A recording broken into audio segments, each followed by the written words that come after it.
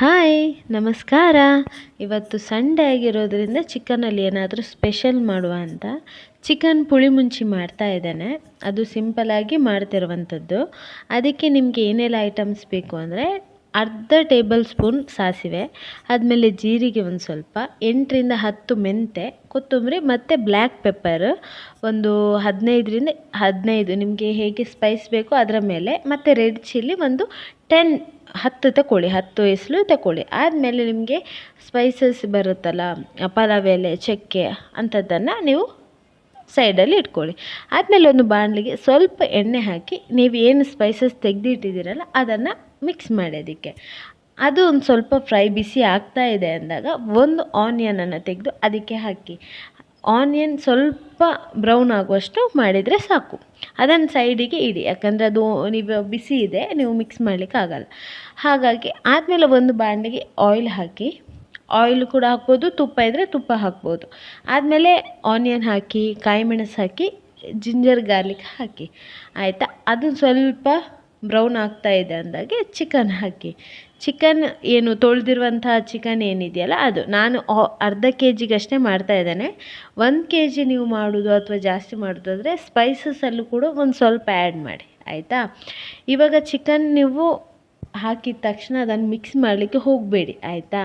ಅದಕ್ಕೆ ನೀವು ಆವಾಗ ನಿಮಗೆ ಎಷ್ಟು ಉಪ್ಪು ಬೇಕಲ್ಲ ಅಷ್ಟು ಹಾಕಿ. ಯಾಕಂದರೆ ನಾನಿಲ್ಲಿ ಕಲ್ಲುಪ್ಪು ತಗೊಂಡಿರೋದ್ರಿಂದ ಅಂದಾಜು 1.5 ಟೇಬಲ್ ಸ್ಪೂನಷ್ಟು ತಗೊಂಡಿರ್ಬೋದು ಅಷ್ಟೇ. ಆದಮೇಲೆ ಅದಕ್ಕೆ ನೀವು ಟರ್ಮರಿಕ್ ಹಾಕಿ, ಅರಶಿಣದ ಪುಡಿ 1 ಟೇಬಲ್ ಸ್ಪೂನಷ್ಟು ಹಾಕಿ. ಜಾಸ್ತಿ ಹಾಕೋದಾದರೆ ಇವಾಗ ನೀವು 1 ಕೆ ಜಿ ಅಂತ ಹೇಳಿದರೆ 1 ಕೆ ಜಿಗೆ 1 ಟೇಬಲ್ ಸ್ಪೂನ್ ಹಾಕಿ. ನಾನಿಲ್ಲಿ 1/4 ಅಷ್ಟೇ ಹಾಕಿದ್ದೇನೆ. ಅದು ಹಾಕಿ ಸ್ವಲ್ಪ ಮಿಕ್ಸ್ ಮಾಡಿ ಅದನ್ನು ಮುಚ್ಚಳ ಇಟ್ಟು ಬಿಡಿ, ಬೇಯಿರಲಿ ಅದು, ಆಯಿತಾ. ಆದಮೇಲೆ ನೀವೇನು ಸ್ಪೈಸಸನ್ನು ಇದು ಫ್ರೈ ಮಾಡಿಟ್ಟಿದ್ದೀರಲ್ಲ ಅದನ್ನು ಒಂದು ಮಿಕ್ಸಿ ಜಾರಿಗೆ ಹಾಕಿ. ಅದರಲ್ಲಿ ನೀವು ಹುಣಸೆ ಹುಳಿಯನ್ನು ಆ್ಯಡ್ ಮಾಡಬೇಕು. ಯಾಕಂದರೆ ನಾವಿಲ್ಲಿ ಟೊಮೆಟೊ ಯೂಸ್ ಮಾಡ್ತಾ ಇಲ್ಲ ಮತ್ತು ಲೆಮನು ಯೂಸ್ ಮಾಡ್ತಾ ಇಲ್ಲ, ಆಯಿತಾ. ಅದಕ್ಕೆ ನೀವು ಹುಳಿ ಒಂದು ಸ್ವಲ್ಪ ಒಂದು ಅಂದಾಜಿಗೆ ಒಂದು ಸ್ವಲ್ಪ ನಾನಿಲ್ಲಿ ತೋರಿಸಿದೆಲ್ಲ ಅಷ್ಟು ಹಾಕಿದರೆ ಸಾಕು. ಮತ್ತು ನೀವು ಅಲ್ಲಿ ಬೆಳ್ಳುಳ್ಳಿಯನ್ನು ಒಂದು 8 ಎಸಳು ಅಷ್ಟು ಹಾಕಿದರೆ ಸಾಕು, ಆಯಿತಾ. ಅದಕ್ಕೆ ಜಾಸ್ತಿ ನೀರು ಹಾಕಬೇಡಿ ರುಬ್ಬುವಾಗ. ಆನಿಯನ್ ಫ್ರೈ ಮಾಡಿದ್ರಲ್ಲ ಅದು ಅದ್ರ ಜೊತೆನೇ ಫ್ರೈ ಮಾಡಿರೋದು ಅದು ಹಾಕಿ, ಆಯಿತಾ. ಅದು ಸಪ್ರೇಟ್ ಇನ್ನೂ ತೆಗೆದಿಡೋದಲ್ಲ, ಅದು ಒಮ್ಮೆಲೆ ಮಿಕ್ಸ್ ಮಾಡ್ಕೊಳ್ಬೇಕು, ಆಯಿತಾ. ಜಾಸ್ತಿ ನೀರು ಹಾಕಬೇಡಿ, ಸ್ವಲ್ಪ ಹಾಕಿ ಸ್ವಲ್ಪ ರುಬ್ತಾ ನಿಮಗೆ ಗೊತ್ತಾಗುತ್ತೆ. ಗಟ್ಟಿನೇ ಇರಬೇಕು ಅದು. ಸ್ವಲ್ಪ ಜಾಸ್ತಿ ನೀರು ಮಾಡಲಿಕ್ಕೆ ಹೋಗಬೇಡಿ. ಮಿಕ್ಸ್ ಮಾಡ್ತಾ ಇರುವಾಗ ಒಂದು ಸ್ವಲ್ಪ ನೀರು ಹಾಕಿ, ಸ್ವಲ್ಪ ನೀರು ಹಾಕಿದ ಮತ್ತೆ ಮಿಕ್ಸ್ ಮಾಡಿ ಚೂರು ನೀರು ಹಾಕಿ, ಅದು ಫುಲ್ಲು ನುಣ್ಣಗಾಗಬೇಕು, ಆಯಿತಾ. ಇಲ್ಲಿ ಚಿಕನ್ ಬೆಂದಿದೆ ಅಂತ ನೋಡಿ ಚೆಕ್ ಮಾಡಿ. ಆದಮೇಲೆ ಬೆಂದಿದೆ ಅಂದರೆ ಚಿಕನ್ ಏನು ನಾವು ಇವಾಗ ಮಿಕ್ಸ್ ಮಾಡ್ಕೊಂಡಿದ್ದೀವಲ್ಲ ಆ ಐಟಮ್ಸನ್ನು ಹಾಕಿ, ಆಯಿತಾ.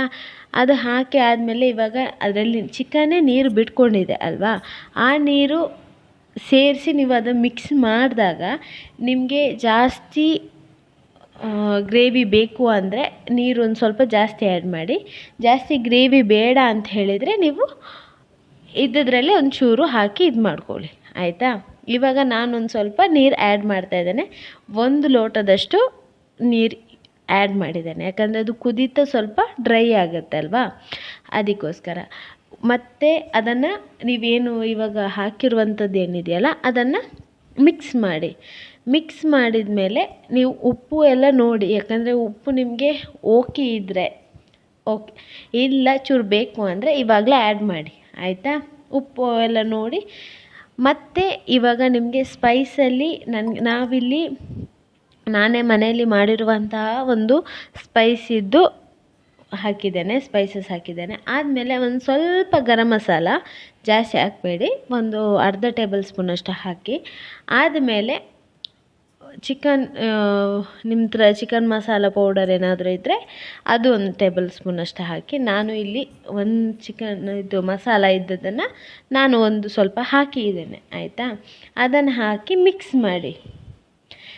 ಮಾಡಿ ನೀವು ನೀರೇನು ಹಾಕಬೇಡಿ, ಜಸ್ಟ್ ಮಿಕ್ಸ್ ಮಾಡಿ ಆದಮೇಲೆ ಅದರಲ್ಲಿ ನಿಮಗೆ ಸ್ವಲ್ಪ ಮುಚ್ಚಳ ಇಟ್ಟು ಕುದಿಲಿಕ್ಕೆ ಬಿಡಿ, ಆಯಿತಾ. ಯಾಕಂದರೆ ನಿಮಗೆ ಅದು ಮಸಾಲದು ಸ್ವಲ್ಪ ಕುದಿಬೇಕು, ಆವಾಗ ನಿಮಗೆ ಹಸಿ ವಾಸನೆ ಹೋಗುತ್ತೆ ಆಯಿತಾ. ಅದು ಹಸಿ ವಾಸನೆ ಹೋಗ್ಬೇಕಂದ್ರೆ ನೀವು ಇದು ಮಾಡಬೇಕು.